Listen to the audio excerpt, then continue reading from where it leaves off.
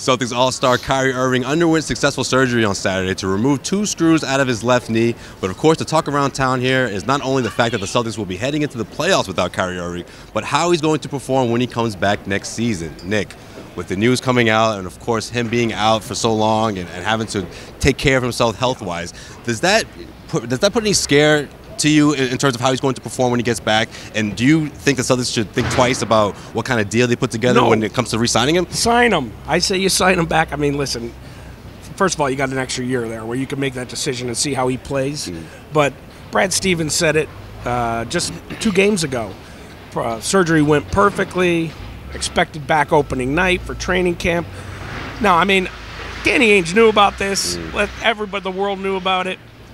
Now, you bring him back, you pay him. He's KYRIE IRVING. He's a superstar.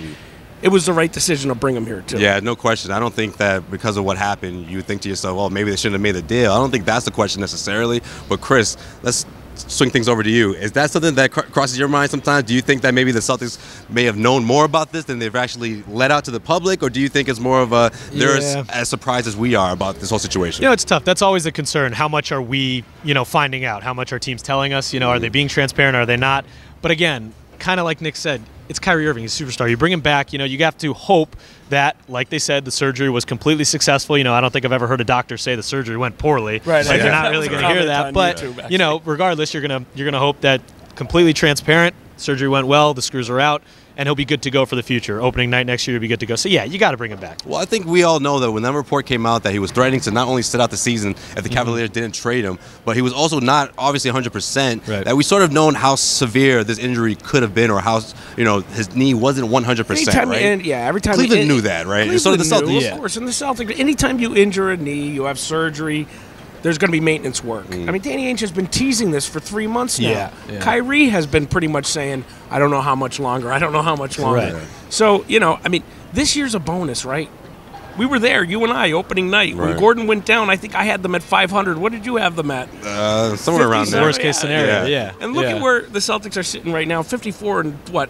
26. Well, they're looking for 54 next game, but yeah, 53. They've tied the win total of last season. Right. So the point being, it's been a win, and the amount of growth and experience the youngsters have gotten is just it's invaluable. Right.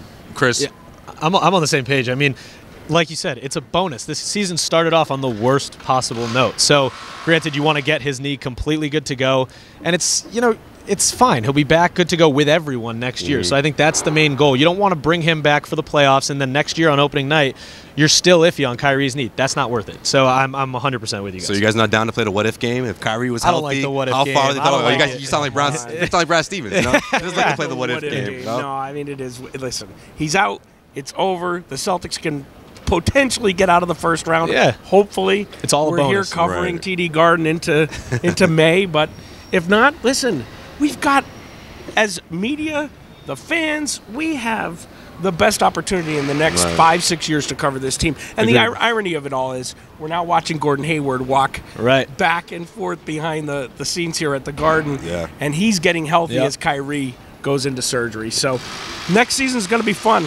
Hey, don't you make it sound like the season's all done yet. Come on, we still got plenty of basketball left. One encouraging sign. Business mind, baby. I'm thinking ahead. One encouraging sign that Brad Stevens said before Friday night's game that really stuck with me is the fact that there isn't structural damage to that knee. So I think that's something that you can. That's a huge plus. We knew that, and that's a huge plus, and that's something that makes you think that when he does come back, along with Gordon Hayward, that they will both be 100%, and we will see the best out of this Celtics roster that, of course, has a lot of young talent coupled with veteran talent as well. That's going to do it for us. This has been the Garden Report for CLNS Media. I am Joseph Pavone, and we'll see you next time.